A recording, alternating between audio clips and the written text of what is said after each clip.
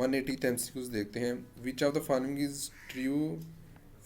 Is not true for the gene used in recombinant technology. It can be isolated from chromosome. जी ये isolate हो सकता है. It can be synthesised chemically. तो ये आपकी बुक की लाइन है, ये भी करेक्ट ऑप्शन है. It can be made from protein, ये इनकरेक्ट ऑप्शन है. It can be made from mRNA. तो ये तीनों करेक्ट क्यों हैं? क्योंकि ये आपकी बुक में ये 3 मेथड लिखे हुए हैं जीन को हासिल करने के लिए. तो जीन्स इन मेथड से आइसोलेट हो सकते हैं या हासिल किए जा सकते हैं, प्रोटीन से कोई मेथड नहीं है. तो ये ऑप्शन हमारे पास रॉन्ग हो गया. 119 MCQs हैं. In Calvin cycle the reducing power of NADPH is use during. तो आपने केल्विन साइकिल को भी अच्छी तरह से याद रखना है. आपसे ये भी पूछ सकता है कि 6 ATP कहाँ पे यूज़ होते हैं, 3 ATP कहाँ पे यूज़ होते हैं. उसने यहाँ पे पूछ लिया कि 6 NADPH कहाँ पे यूज़ हो रहे हैं. 6 NADPH उस टाइम पे यूज़ हो रहे हैं जब 1,3-BPG G3P में कन्वर्ट होता है. वो आपसे ये भी पूछ सकता है कि 3 ATP कब इस्तेमाल होते हैं. 3 ATP उस वक्त इस्तेमाल होते हैं जब G3P RUBP में कन्वर्ट होता है. वो आपसे इस तरह का MCQs भी पूछ सकता है कि जो 3PG है उसमें कितने कार्बन होते हैं. वो 3 कार्बन का मालिक्यूल है.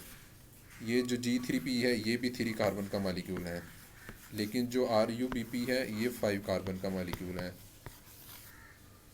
तो यहाँ पे उसने पूछा क्या था कि reducing power of NADPH is used.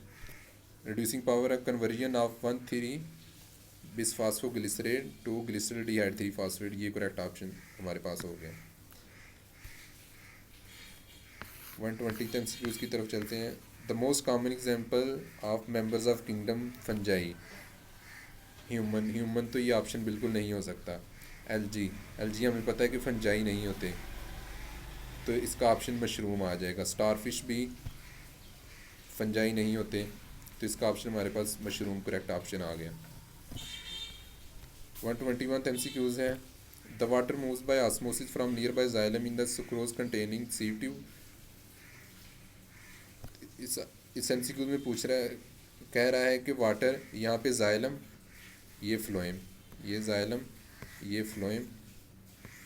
जब यहाँ पे सल्यूट कंसनट्रेशन ज़्यादा हो जाती है तो हमें पता है कि वाटर कहाँ से कहाँ मूव करता है. वाटर लो सल्यूट कंसनट्रेशन से हाई सल्यूट कंसनट्रेशन की तरफ मूव करता है, और इसको हम ऑस्मोसिस कहते हैं. ऑस्मोसिस. और जब ऑस्मोसिस यहाँ पे जब सुक्रोज आ जाएगा, यहाँ पे सल्यूट कंसनट्रेशन ज़्यादा हो गई. जब सल्यूट कंसनट्रेशन ज़्यादा हो गई, वाटर यहाँ से यहाँ मूव करेगा, और फ्लोएम का जो हाइड्रोस्टैटिक पोटेंशियल होगा, हाइड्रोस्टैटिक पोटेंशियल, वाटर पोटेंशियल नहीं, सल्यूट पोटेंशियल नहीं, मैं आपको बोल रहा हूँ कि हाइड्रोस्टैटिक पोटेंशियल ज़्यादा हो जाएगा. उस हाइड्रोस्टैटिक पोटेंशियल की वजह से जो सुक्रोज है वो नीचे सिंक की तरफ मूव कर सकेगा.